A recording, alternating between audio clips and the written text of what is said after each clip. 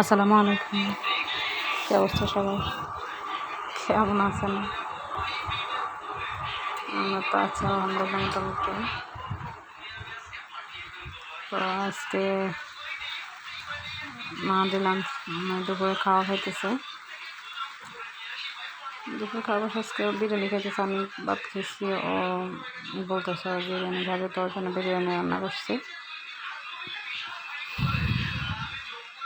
এখনও খাইতেছে। নিজে তো সচরাচর খায় না, আজকে ওর সাথে মোবাইল দিয়েছিলাম তো খাইতেছে।